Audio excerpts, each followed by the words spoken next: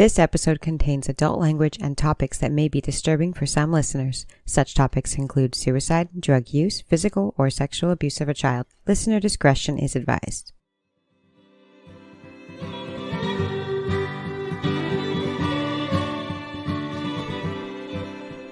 Hi, I'm Grant. And I'm Erica. And this is From Crime to Crime.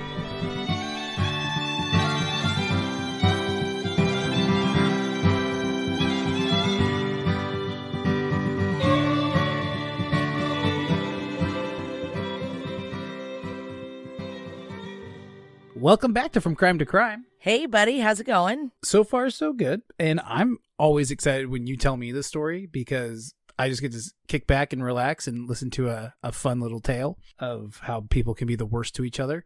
So yep, I'm looking forward to it. Oh, and this one has all of that. You know, you did give me a little teaser and you said that it was some real cowboy shit. So yeah, it is some real cowboy shit. We know a couple that are going to be real interested. Tyson and Reno Gambler are going to be real into this episode.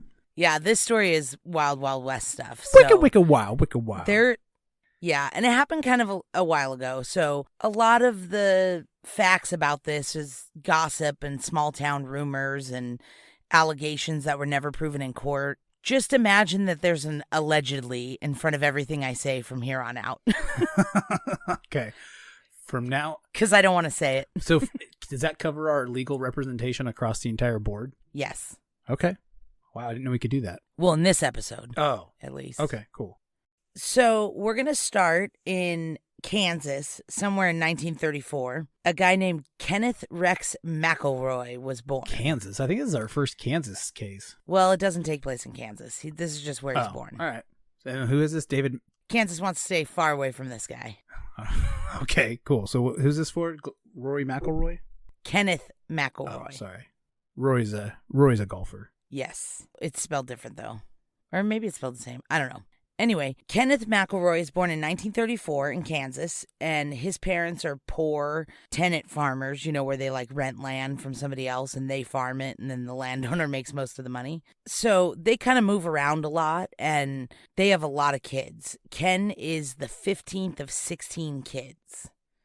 Wow. What? Or the 14th of 15, depending what source you use. But it's a lot of kids. Damn, that is a ton of kids. Yeah. So, like I said, they were poor and they moved around a lot. And it's been said that his father was pretty abusive, which it was 1934. I feel like most fathers were pretty abusive back then. I think it comes with it. It's just kind of the deal. Yeah, I think it pretty goes with the territory kind of thing. Yeah. Yeah.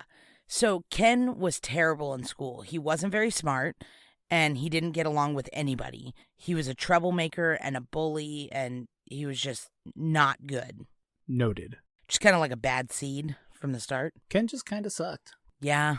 So working on the farm, by the time he was 15, he was big. He was farm strong, and intimidating because he was a bully. Right. He also decided he was done with school. He's I'm over that because he was 15 and he was only in the 8th grade because he'd been held back a couple of times. And so he's just yeah, we're going to give up on the school thing. Fair. So just keep that in mind. Okay. 8th grade education, we're not doing well here. That's two more years than Jethro. Who's Jethro? From the Beverly Hillbillies. He only had a 6th grade education. Yeah. I was you throw me off. Okay. So 15, drops out of school. He works odd jobs here and there, but none of them ever really work out because he doesn't get along with people. So eventually, he landed in a town called Skidmore, Missouri. Skidmore? That's, Mm-hmm. It's not something you really want to do. But he immediately made a name for himself in Skidmore being a bully. Just pushing the townspeople around. He was a jerk. And this is a tiny, tiny town. It's less than 250 people now. Oh, wow. Yeah, and when this story takes place, there was more, but still there was only 400 people even then. Oh, that's really not a lot of people even then. Right. So he really made a name for himself quickly because he started stealing everything. He would, he would steal from people's houses. He would steal from their cars. He would steal cattle and livestock, pigs, hogs, anything, and then resell it. That's how he made his money. He would literally steal from people and then sell it, and that's how he made his money. He'd steal gas, feed, anything he wanted. He would just steal it. I was just laughing because he just wanted it, so he stole it. He wanted gas, so he stole it. And what year was this? 1934? Oh no, he's an adult now. Oh, that's right. He was born in 34, but it's still a lawless Yeah, he was land. born in 34. That's where I was getting at. This is still a lawless land. Yeah, we're talking 60s, early 70s now.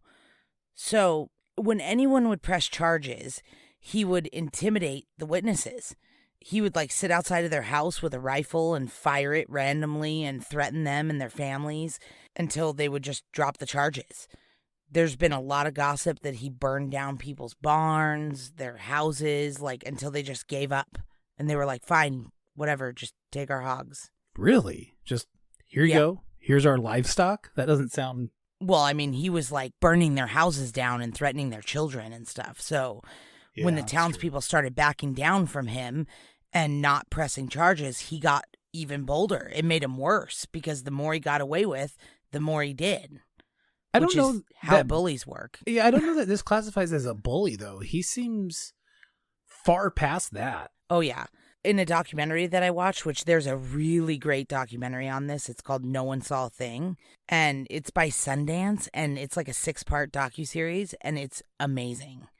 It shows the whole thing. And one of the townspeople said the same thing you just said. He wasn't just a bully. He was literally a terrorist. Yeah, that's a better word for it, I think. Yeah. So he was indicted for 20 felonies over the years and was never convicted of any of them. How?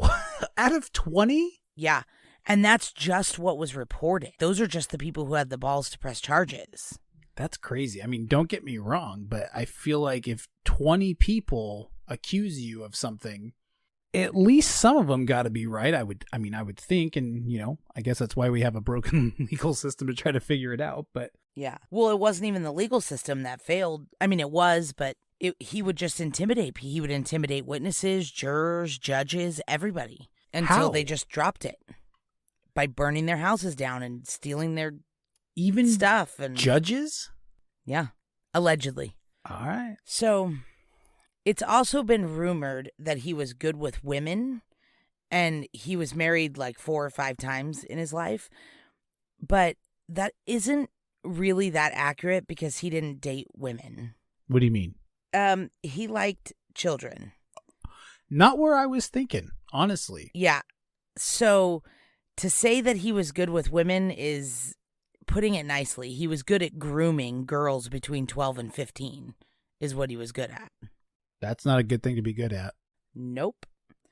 So while he's married to his third wife named Alice, who was a teenager when he met her, he met a 12-year-old named Trina McLeod, and she started hanging around McElroy, and all of a sudden she started dating 30-something-year-old McElroy. Nope. Who was married with somewhere between 10 and 13 kids from these other women. What? Mm-hmm. What is going on already? This is already really weird. Yeah. Her parents obviously didn't like this, but they were scared of him like the rest of this town. And there's a lot of small town gossip about what happened next, and they're all slightly different.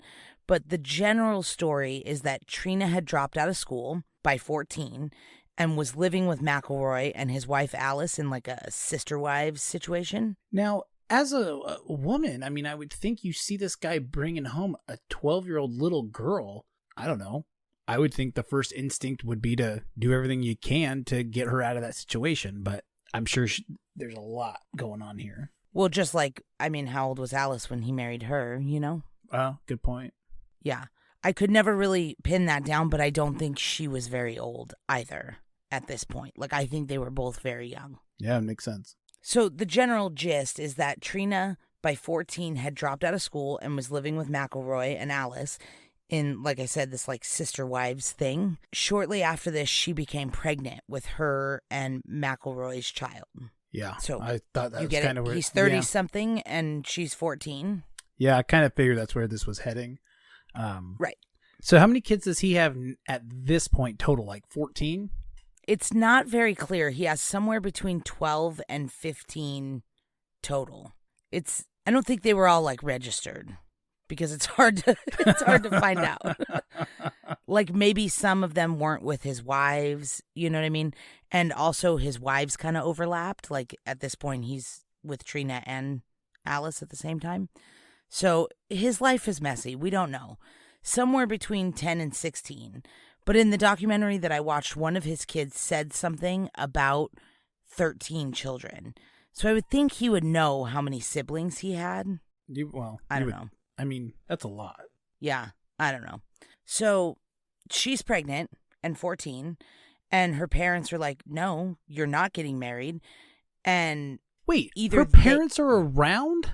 Yeah, did you miss that part where they didn't want her doing this, but they were scared of McElroy too? I do remember that part now. Sorry. I just, in my head, I was like, well, this would never get this far with parents around, and I had kind of vacated that, but I get it shouldn't have. Sure. You're correct. But these poor people were terrorized, you know? So either they took Trina back or she went home willingly. We're not quite clear on that, but either way, statutory rape and child molestation charges were filed. As I think they should have been. I mean, what else do you say to that? Yeah. By this time, because of his numerous felonies and stealing from everybody and his reputation for liking children and all this stuff, he had this hotshot, high-dollar lawyer from Kansas City named Richard Gene McFadden, or McFadden. I don't know. The guy's a dick. Probably McFadden. But it sounds like a dick either way. Yeah. And he was good or bad, however you want to look at it. He had gotten McElroy off of every charge he had been accused of. He's even given interviews in these documentaries and stuff saying, oh yeah, he was the best client I ever had. He always paid in cash and kept coming back. It's like, oh my gosh. Yeah, it's terrible. Now, some of the reason that he was so successful, though, was because McElroy would just shoot at people and burn their houses down so they'd drop the charges. So maybe he wasn't that good of a lawyer, but yeah. But he did have a way of always getting things postponed or dismissed. Ken's motto was always no witness, no crime. So his lawyer would postpone everything and then Ken would intimidate people until they just dropped it. That was like what he did, though. Like that was just his thing. Right. So his plan for this situation with Trina is to marry her because the statutory rape and child molestation charges, she would be the only witness, and if they were married, she wouldn't be forced to testify against him. But obviously, he's still married to Alice, and her parents are like, no, you know, so he divorces Alice, but they're still together. She's still living with him and everything. And he asked Trina's parents to sign a consent form so that he can marry her. Oh, my God. Which I'm not sure why that's even a thing. She's 14, but they didn't sign. So I would guess it's a thing for like two 14-year-olds, which shouldn't happen either, but like two younger people. Right, but he's like 37. Of course. Like it shouldn't even be like allowed for him. Right. Yeah. Should be like a high school dance where there's a cutoff. Like you can't have this at a certain age. You can't come here anymore. Yeah. You have to be under 20. Okay. Exactly. Yeah. So, but McElroy does what he wants. So he wants Trina and he wants them to sign this consent form. So he decides that the best way to get this done is to go to their house and shoot their family dog and burn the house down. Sorry, it escalated so quickly and I wasn't expecting it. And I don't like it when there's a dog involved. So yeah, I know. We talk about people killing people all the time, and then I'm like, you're gonna shoot a dog though? I hate you. Yeah, no kidding. I mean, I think that's pretty standard for most people. Like people, people kind of get under your skin, but what does a dog do? Yeah. So shoots the dog, burns down the house. So the parents sign the form, and Ken and Trina are married the next day. To be a parent in that situation and just basically going like, we have to do this, or he'll take everything. He's going to kill us. Yeah, exactly. He's going to take everything we have left, and at this point, it's our lives. So, and she's 14, and she's been being groomed by him for years, and she's pregnant with his child. She probably, wanted it. Yeah. And not wanted, she not wanted to marry him. Right. Yeah, exactly. Not. Correct. And from all accounts, she did want to marry him. It wasn't like he was forcing it. I mean, he was, because it's rape and she's 14 and all that, but they also had the added issue of she wanted to go with him. So it's not even like they could have just like packed up their whole family and left. She wanted to go with Ken. So anyways, they're married, which is among the obvious issues with them getting married. The biggest one is that then her parents couldn't press statutory rape charges and child molestation charges because now they're married. And she can't be forced to testify. So all these charges are dropped and he just gets off again. It's like when we talked about Samuel Little, like we talked about how he really wasn't kind of an evil genius because it just was kind of happenstance. But this guy, like, I don't even want to call him an evil genius either, but like he's getting what he wants, but he's taking it by force. He's calculating. Ooh, it's a good way to describe him. Okay, I like it. Yeah, he's not smart. He's just, I don't know, he knows how to be a criminal. He's got a criminal mind. So at 14, she gives birth to their child. And a few weeks after this, her and Alice run away to Trina's parents' house together. And they accused him of rape and being abusive. Fair. But he wasn't having any of that. And he went to go get him.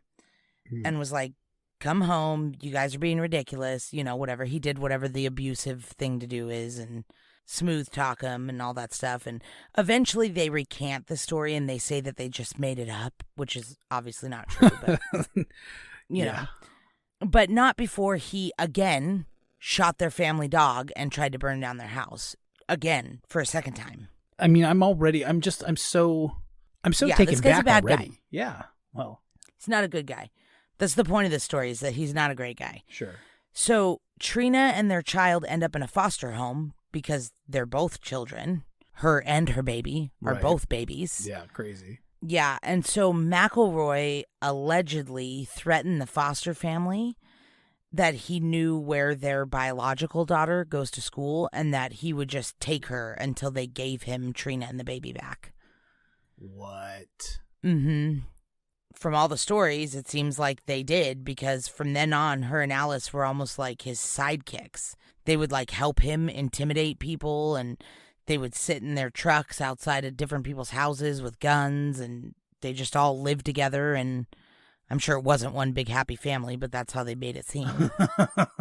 Yeah. It's really sad though, because when his kids are interviewed, they do say that they had a good childhood and that their moms baked pies and put them in the window, and that he was a really good dad, and it wasn't bad like people make him out to be. Like, he wasn't bad to them, he was a good dad. But then in like the next breath they'll be like, well, yeah, there was abuse, like we would see Alice or Trina have black eyes, but he never did that in front of us, so we didn't know where it came from. Oof. Like, wow. It's like, ugh. So it doesn't seem like a ideal situation, but apparently his one redeemable quality was that he was good to his massive amounts of kids, apparently, because they all to this day are like, he was not that bad of a guy, like he was a good dad. I mean, but then they also admit that he did do a lot of this shitty stuff. Yeah. So it's okay. I mean, I think he was a bad dude. He just wasn't a bad dude to them, which is great. You know, that's nice, but yeah, you know, it's nice that we don't have to go down that rabbit hole. Right. So we're going to fast forward a couple years to the mid to late 70s. And there's another farmer in the area. His name is Romaine Henry. And I know, I like that name. I just think a farmer named Romaine, like lettuce, is just a really perfect name. Oh, I didn't even think of that. Yeah. Well, you don't have a farm like funny. I do. I live on a farm practically, so. Yeah, that's true, you do. So Romaine is at his house and he hears gunshots. So he hops in his pickup truck and he drives out to where he heard the shots, which is not something I would be doing, but I guess when you're on a farm, you got to go check it out. I would, yeah. You know, you're kind of the police at that point. Yeah, well, and that's the big thing with this tiny little town, is there really isn't a lot of law. They do have like an elected town marshal, and then the county sheriff is 20 minutes away in another town. So you would in fact call this a lawless land, is what you're saying? Yeah, we'll get there. All right. I mean, so far, this does seem to be our most lawless episode. I love So- it. Get that? Yeah. Love it. Yeah, I got it. Got it. Enough. Once was not funny enough.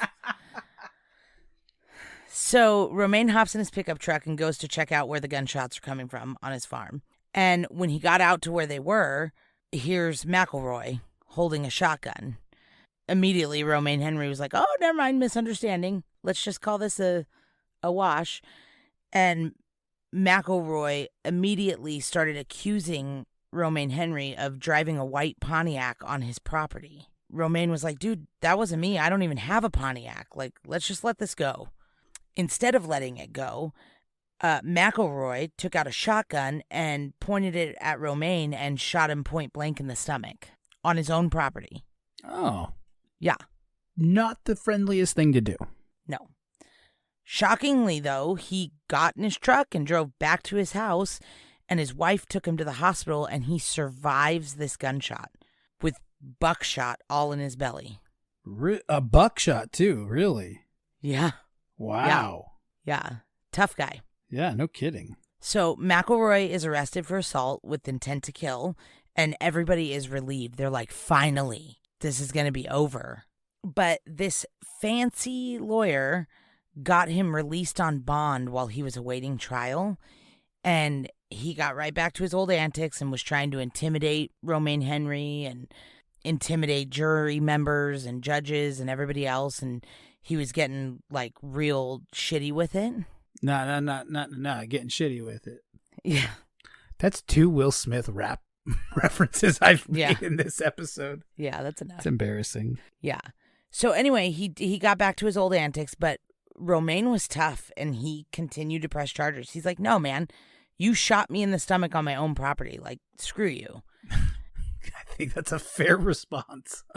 Totally. But he took it to trial. But at trial, McElroy had multiple witnesses testify that he was with them and he couldn't have shot Henry. Really?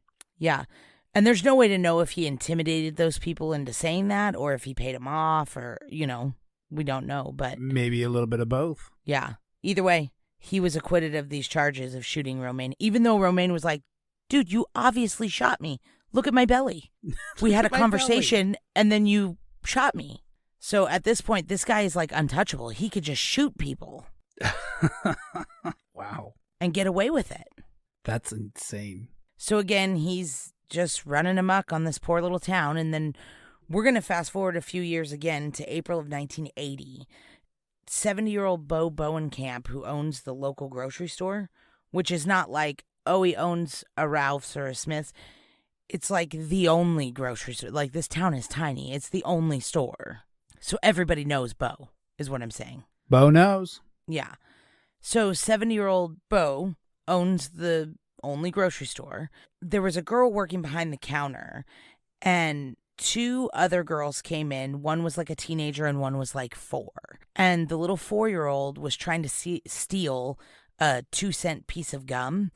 Her sister kept making her put it back, and they were arguing with it. And the store clerk, when they went to leave, was like, hey, your little sister took that gum again. Like, you either need to pay for it or put it back. And the sister got mad, took the gum from the little girl's hand, put it back, and then the little girl started crying, and they left. It was like a normal thing. Little kids try to take candy all the time. It was no big deal. Sure. Except a little while later, an angry Trina, his 14-year-old wife, who's 23 now. Nobody's wife should be 14, but yeah, I know who it is. Yeah. She comes in and starts an argument with Mrs. Bowenkamp about accusing her daughter of stealing. So this little 4-year-old was Ken McElroy's daughter. Ken and Trina's daughter. Right. They're like, whoa, this is probably just a misunderstanding. We didn't have anybody steal anything. Like, we don't want any trouble. And Trina was like, well, my little girl came home crying and you're accusing her of raiding the store and blah, blah, blah, blah, blah. And the lady's like, whoa, this is like totally blown out of proportion. Like, that's not really what happened. So this doesn't go well. And Trina says they'll never shop there again. And the Bowenkamps are like, cool, that works for us because you don't shop, you steal. But actually, they didn't say that. They just said, cool, okay, goodbye. And then Trina opens the door and says, you're about to meet Ken Rex McElroy. Like, all dramatic. Yeah. So then Ken comes in calmly and offers Bo for his wife to fight Lois Bowenkamp, like Mrs. Bowenkamp. Okay. And obviously, Mrs. Bowenkamp's like, no thanks. I'm in my 70s and I have nothing to fight over. I'm certainly not going to fist fight your 23-year-old wife. Like, no. Yeah. This is really a crazy story. I was not expecting this at all. It gets better. Okay. So then he tries to buy a pack of smokes, and Mrs. Bowenkamp had some balls. She was like, I thought you weren't going to shop here anymore. So he just turned around and calmly walked out, and they were like, whew. But that was not the end of that. He blew this whole thing out of proportion over this misunderstanding about a 4-year-old maybe or maybe not stealing a 2-cent piece of gum. So he started stalking the Bowenkamps and their kids and their family.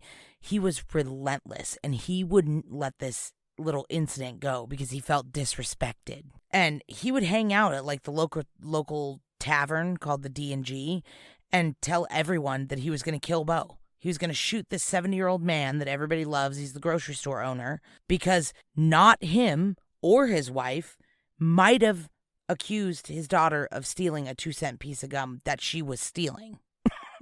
That is like, yeah. It's ridiculous. So anyway, so this goes on for months, constantly stalking them, harassing them, being just a total jerk, telling everybody he's going to kill them. Like, this is all over a 2-cent piece of gum. This is like nothing. So on July 8th, 1980, this is like 3 months later, Right. Bo, the 70-year-old grocery store owner, was hanging out on the loading dock behind his grocery store, just sitting there, just watching the town, I guess. I don't know what you He was watch. probably whittling, I bet. Yeah, or smoking a pipe. Ooh. That's what I would think. Could be both. Anyway. Those two generally go together. Yeah. So Ken walks up and says, want to fight? And obviously Bo was like, no. No, I don't. Not so much. Yeah. Like, I don't have anything to... He literally, in an interview that I saw with him, he was like, I don't have anything to fight with you about. Like, no. And then Ken pulled out a shotgun, pointed it at Bo's head, and shot him. Wait. Wait. He said, do you want to fight? He said no. Mm-hmm. So he said, okay, no problem. And just shot and killed him with a shotgun. Where did he pull this shotgun out from? Well, he always carried a gun. That was like his big thing, is he never was known to get in a fist fight or anything. He always intimidated people with weapons. Oh. He was, and that's what all the townspeople call him, they're like, he would never get in a fist fight with somebody. He would just pull a gun on him. Like, he was kind of a coward. Yeah, no, that's super, like, that's Michael Scott in improv too. So, like, yeah, just, I've got a gun. And what do you do? Like, oh, okay. Like, if you don't have a gun too, then you're out of luck. Which all these people have guns, but they're not all as crazy as he is. So they're like, we're not going to pull our gun out in the grocery store and kill each other. So anyway, he was probably a little bit drunk though, because it seemed like he liked to do that. A lot of the stories that I've read and heard about was like 10 o'clock in the morning and he's in the bar. So seems like he might have a little bit of a problem with that. And the reason I say that is because he missed. So he didn't get Bo in the head. He missed. At point blank range, he missed with a shotgun. But he shot him in the neck still, which is terrible. Yeah. No, that's never, I mean, damn. Yeah. But he didn't shoot him in the head. He got him in the neck. He aimed it at his head and just pulled the trigger, got him in the neck. Miraculously, Bo falls to the ground. There's blood shooting out of his neck horribly. But somehow he survives this attack. I don't know how all these people can get shot with shotguns and survive. But I mean, I don't know enough about guns, but shotgun pellets are usually pretty small. So I guess if you're far enough away and don't hit anything major. Yeah, but they usually like spray a little, or like, Yeah, but that's what I mean. Like it's a spray instead of like a direct. So like if it sprays, yeah, but both of these bulb. people, he shot him like at right here, in your face. Yeah, it's like, I mean, ugh. Well, you probably know more than I do, but shotgun blasts do spread out. So maybe if it's very close, it's still concentrated. and that has something to do with it. Maybe. I have no idea. I don't know. I don't know. I'm not even going to make it up anymore. Yeah. So miraculously, Bo survives, and McElroy is arrested for attempted murder. His trial is set for August, so just like a month and a half later. But this scumbag attorney got him released on bond awaiting trial. So he didn't even spend any time in jail. Like, he literally shot the town grocer and then was like home later that afternoon. I mean, I feel like this happens a lot more than we realize. You know, like, it shouldn't, but I feel like this is just something that happens like way back when. Although, right. At this point, what are we in the 50s? No, we're in 81. Why do you have such a hard time with dates?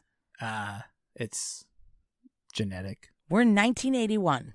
I mean, at this point, it really should not be happening then. Yeah.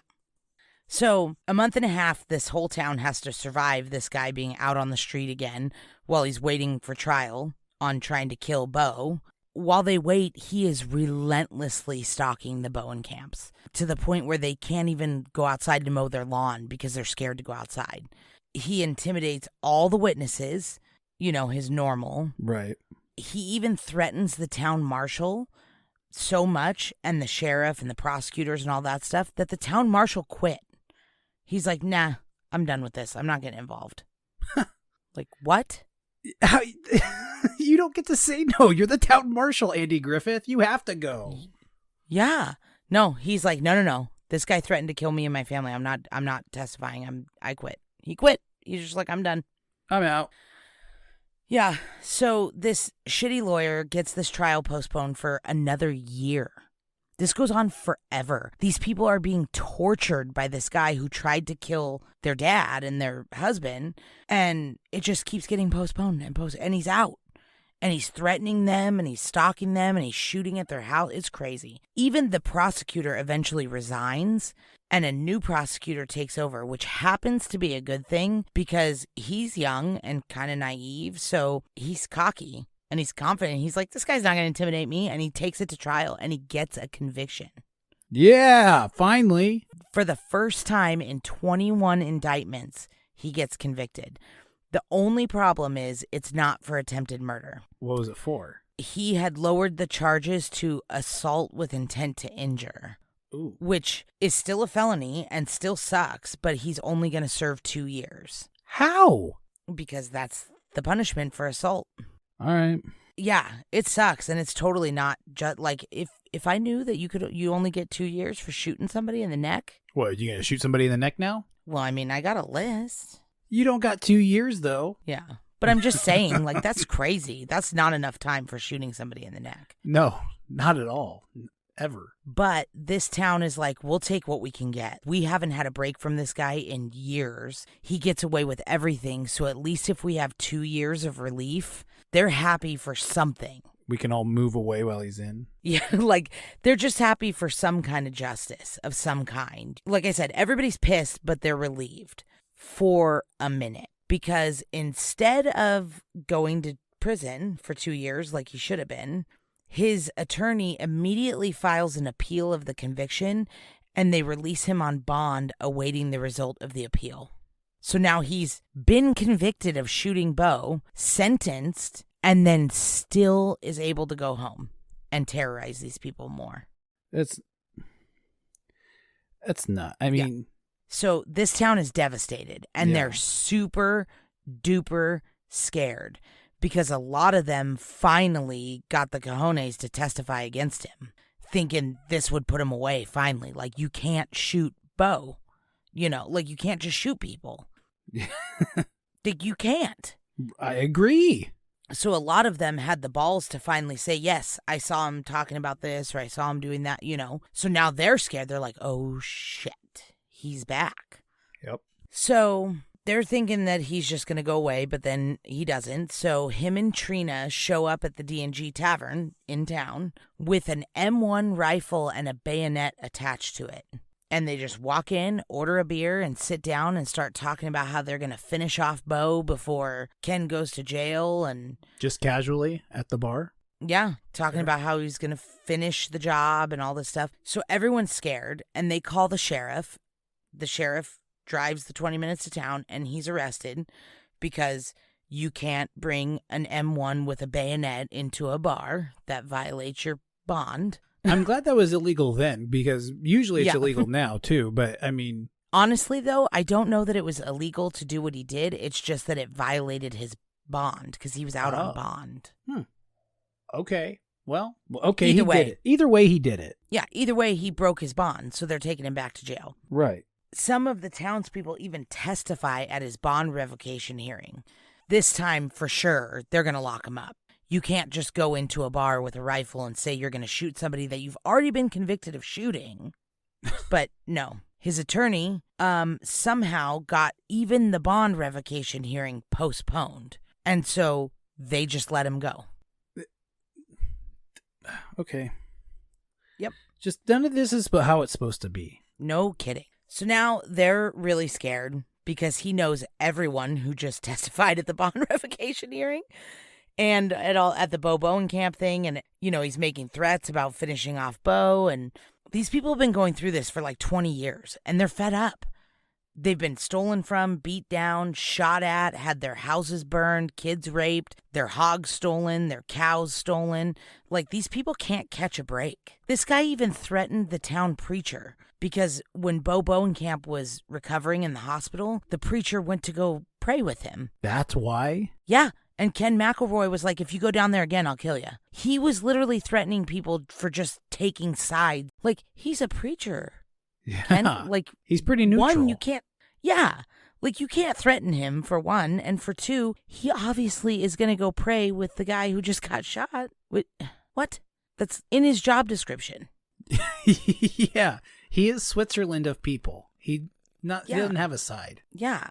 So anyway, these people are scared to death and they're fed up. They're just like, what in the hell are we going to do? So they call a town meeting at the local Legion Hall. I don't know what that is, but I'm assuming it's a big building where they all meet. Sounds fair. Do you know what Yeah. I was like, do you know what a Legion Hall is? Well, I know what the American Legion is. I just went to one, actually, and how it was described to me was it's basically an Elks Club for veterans. So if it's the same idea, then... Oh, then gotcha. Yeah. Oh, gotcha. That makes sense. So, and a lot of these guys are Vietnam vets. This is the early 80s. So that would make sense. Yeah. So they call this town meeting, right? The mayor, the sheriff, a bunch of people are there. Like, some accounts say at least 100 people. So we're talking a quarter of this town. Like, yeah, when you put it that way, it sounds like so many more. It sounds like, to me, most of the adults in the town. Like, because if you think every family has 2 or 3 kids, like, that's probably most of the adults in this town. Yeah, and this McElroy guy's got the other 2/3, so... Yeah, exactly. So nobody knows for sure how many people are there because this meeting is highly contested. So we'll talk about that in a little bit. But they call this meeting because they're like, what are we going to do? We can't let this go on anymore. We've got to figure something out. How are we going to protect ourselves? What are we going to do? They look to the sheriff. They're like, you're the law. What do we do?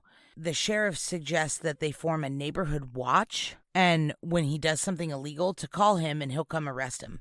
Which obviously has never worked. No, this guy is killing people for, honestly, way less than that. So, like, giving them a reason. Or trying to kill them. He hasn't killed anybody yet. Well, okay, fair enough. But you're giving him a reason to do it. Right. So they're like, Sheriff, that was a dumb idea. Next. And they just keep...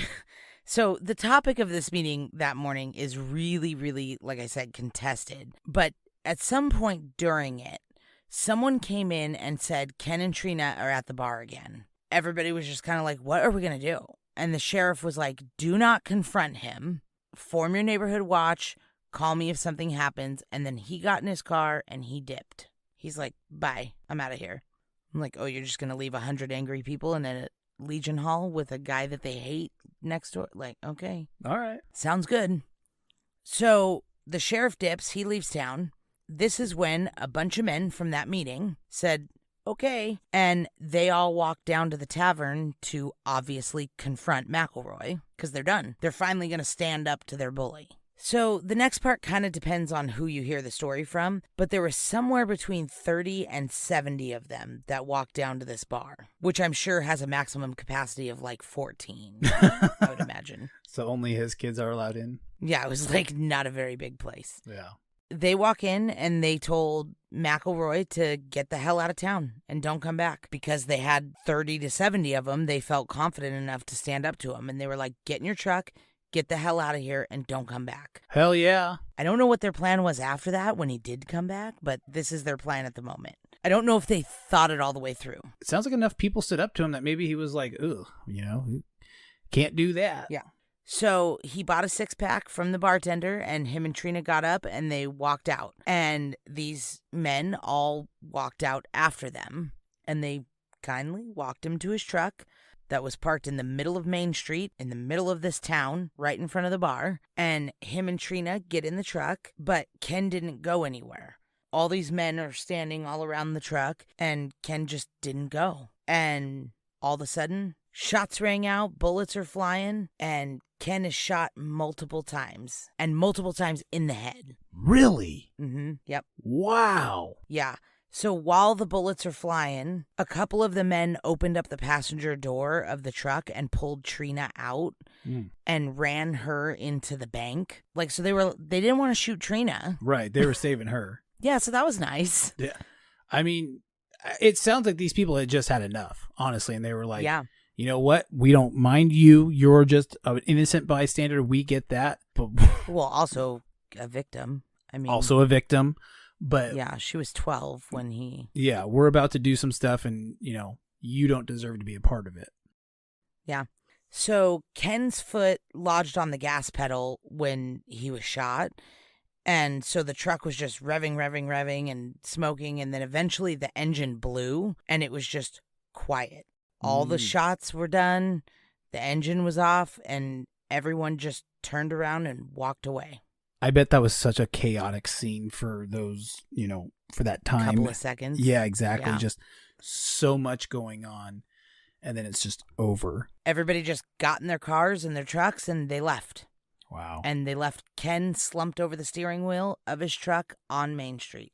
Just do not care at all about him anymore. Like, Nope. dude, you're a jerk. More than that. Someone opened up the door to the grocery store and told the Bowen camps, he's gone. You can sleep tonight. Now just stand with us. So that's pretty heavy duty. Yeah. I mean, honestly, all of this is pretty heavy duty stuff. But literally, they just got in their cars and they left. No one called the cops. No one freaked out. No one called an ambulance. They just left. Yeah. Yeah. And even Trina at the bank, they hustled her into the bank. Mm-hmm. Of course, she was freaking out and screaming and yelling and everything. And they told her to sit down and shut up. Really? They didn't even let her call. They didn't even let her call 911. They didn't call 911. Like, they were just like, shut up. Wow. Yeah. So eventually the sheriff must have been called by somebody because he came back to town and was like, oh, I probably shouldn't have left that angry mob at the Legion Hall. Whoops. So he launches a full-scale investigation. Like, he calls in the Nomis Squad, which is like Missouri's, like, they're really high up police. I don't know. I don't know how to explain it. The FBI from Missouri? Yeah, and he launches like a real big investigation. Like, they interview everybody, they collect evidence, like they did everything they could. It was a big deal. And the media pounced on this tiny, tiny town who literally killed their bully in the middle of Main Street in the middle of the day. And when the media honed in, everybody just shut the fuck up. No rats. Yep. There was like, no one said shit. Actually, that's not true. They said things, but they were more like, well, that guy needed a killing, and I hope whoever did it gets away with it, and shit like that. Well, no wonder it was all of them that did it. There was no one person that did it. So, you go in on that like, hey, we all did it. Sorry. I don't know. We don't know who did it. So Trina named the gunman that she saw shoot Ken. Her and the hotshot lawyer even got the FBI involved because they think the sheriff was in on this whole plan. Like, they think that meeting, the sheriff okayed a hit on this guy. And 46 witnesses were interviewed extensively by the FBI.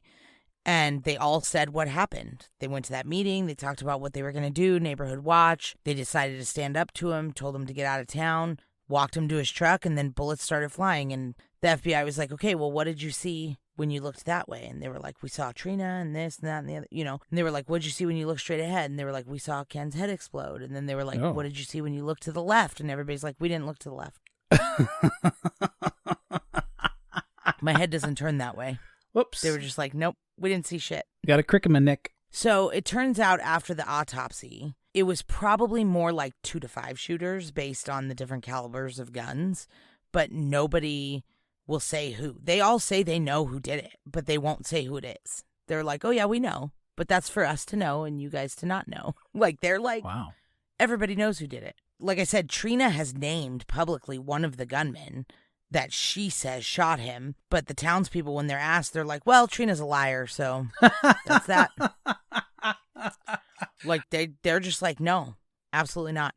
And the prosecutor declined to press charges. The FBI couldn't find any involvement by the sheriff, even though Trina's like, the sheriff was one of the ones that shot him. Like, there's a lot of rumors that the sheriff never actually left town, that he was actually on the roof of the store across the street and was one of the shooters, but that's a whole thing. That's a whole thing. Yeah.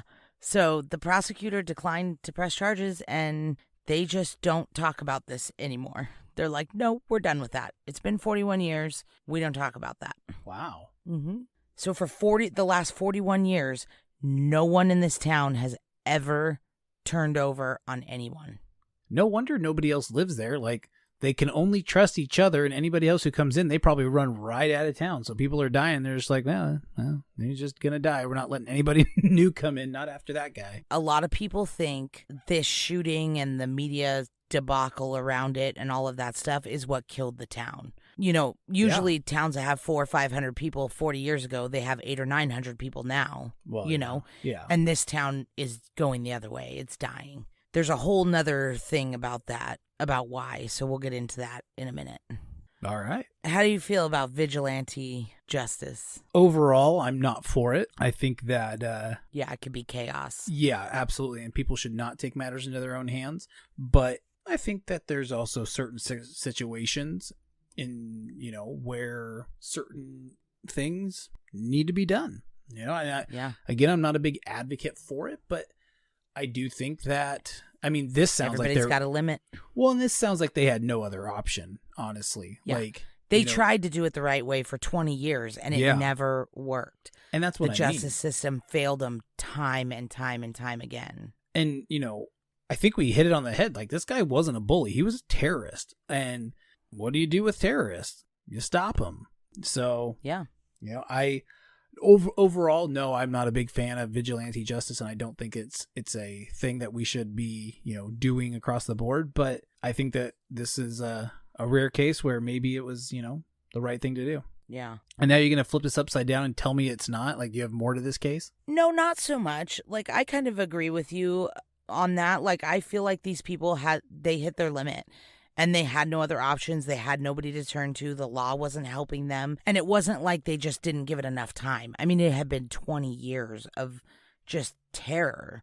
Right. And so, no, I don't know. You can only push somebody so far before they're like, we're done. You know, everybody has their limits. And I think it's a testament to how close this town is that they're just like, nope, we're going to protect these men who protected us from this guy. I completely agree. Totally. From all accounts that I've read and heard and all the rumors of who the gunmen were, they are all dead now, if any of them really were. Like the sheriff, the mayor, the guy who owned the tavern. Like, there's a whole bunch of people that are like supposedly could be the shooters, and they're all dead now. And nobody still will flip because they're like, no, we're not going to talk about it. I don't know. I think that's a testament to that. But there is a flip side of that, to where some people feel like this incident may have cursed this town, because in this tiny, tiny town of, at the time, 400 people and now 250, there's been tragedy after tragedy after tragedy in this town. Like what?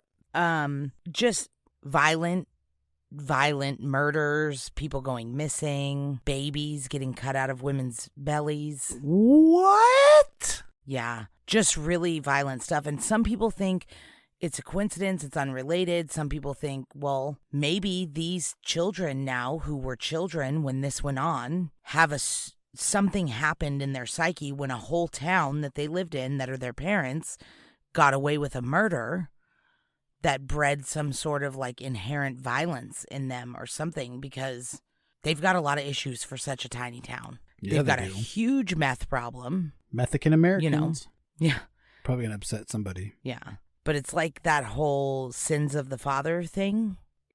I don't know what that is. Like their dads got away with shit that they shouldn't have got away with, probably. And so now people think there might be a curse on this town, because since then they've had multiple suicides, unusual deaths. There was a woman who was beaten to death on her front lawn by her boyfriend. Jeez. You really And weren't then kidding. Just left there. And everybody knew she had been being abused for a long time and nobody did anything. And people saw him beating her and just kind of... Ugh. She died, so it was bad. Maybe this town needs to talk a little bit more after all. Yeah, and then a 20-year-old boy went missing just out of the blue. He was at home with his friend waiting for his dad to get out of the hospital, and then he was just gone, and he's never been seen from since. Then a couple of years later, his cousin, who lived not too far away, she was 8 months pregnant with a baby, her first baby, and some lady from the internet came to her town to look at a dog that she was selling, or she like bred dogs, so she was selling the puppies. Sure. And the lady cut the baby out of her while she was alive and then What? left her to bleed to death. Yeah. What? Yeah. In this tiny town. How does this happen? I don't know. That is insane. So no, I don't disagree with you about I think this was necessary, but it may have had a bad impact on this tiny town. Yeah. I think it may have had an impact on the tiny town. Yeah. God. So that's what I was saying earlier about how this town is going the other way instead of, you know, people getting married and having babies and the town growing. This is part of the reason why the town is going the other way. Because Yeah. the more and more of these tragedies that happen, the more people are like, fuck this, I'm moving, I'm out. Fair enough. The older generation is dying off and the younger generation gets out as soon as they can. Yeah, fair enough. I think this town just needs to die. Sad. But could you imagine if you grew up in this town and you love this town? Like, that's sad that they have all this, like... I don't know that I would love this town. Yeah, you would. If it was your hometown, you would. Maybe. It's a it's a beautiful place. It's a beautiful part of the country. Yeah, I suppose I probably would like it. And, you know... It's real woodsy, and it's a cute little, like, old-timey town, you know? And I didn't kill anybody, so everyone would probably like me, so... That's what I'm saying. Like, not everyone in this town was involved in that, but everyone kept their mouths shut. Yeah. Which then makes them all accomplices, I guess. It does. It is a respectable thing, too. But... Yeah. Yeah, I get what you're saying. Yeah. So, that's the story of Kenneth Rex McElroy and the little tiny town of Skidmore, Missouri. I think that was a ridiculous story. I can't believe that all of that happened at the hands of really one guy, and it took them that long to take action. What's crazy, too, is some of the other cases that have happened in that town since are really well-known true crime cases, like Branson Perry going missing. Like, some of the big podcasts have done episodes on him, and they don't mention a whole lot that he was related to Bobby Joe Stinnett, who was the girl whose baby was cut out of her. Because I think because their cases aren't related, because her case is solved, they caught the woman that did hers. So I think that's why. But it's like, this is such a tiny town. Like, everybody's related. Or everybody knows everybody. But it's like, how can you have like 4 really famous true crime cases from the same town of like less than 300 people? That's crazy. That is nuts. I don't know. I'd love to see the statistics on that and see kind of Yeah. what the odds are. Totally. Well, that was a great one. I'm really happy that we talked about that one and I got to hear that, because yeah, there was a lot that I was obviously not expecting, and it's... Well, and there's a lot that I didn't include because, like I said, a lot of this story is like town gossip and, you know, not really provable, but it's like, well, when 90 people say it, maybe it is, Right. Yeah. But there is a really, really good documentary on this called No One Saw a Thing. So if you've got like an extra 6 hours, you should probably watch it. Oh, well, next time I have an extra 6, I will stop what I'm doing and watch that. Well, they're like 45 minutes or an hour each episode, and there's 6 episodes. Oh, I could do that. I can do episodes. My attention span lasts that long. Yeah. Well, cool. Thanks for going over that. So if you guys have your own opinion on vigilante justice and whether you think this town was justified or just a bunch of violent murderers, let us know on Instagram at From Crime to Crime. I would actually love that. I would love to hear what people's takes on like vigilante justice are. Yeah. We can't have like the overwhelming majority be into it, but I still want to know about it. I think everybody likes a good vigilante story. I think that's why people like Batman. Yeah, 100%. He was just Yeah. avenging his death or his parents' death. Well, but you know what I mean. Like, people Yeah. love the superheroes that are vigilantes and Totally. People love when things... the Knights of the Night. Knights of the Night. We are unarmed. Yeah. No, I completely agree. I think people like when people kind of take things into their own hands and just go, you know what? If you're not going to do it, then I am. It's like that saying, if you want something done right, do it yourself. Yep. All right. Don't forget to visit us on Instagram at From Crime to Crime. We're on Twitter. We're on TikTok. We're everywhere that you want to be. Yep. All right. Well, I will call you later. Okay. I love you. Love you too. Bye. Bye, guys.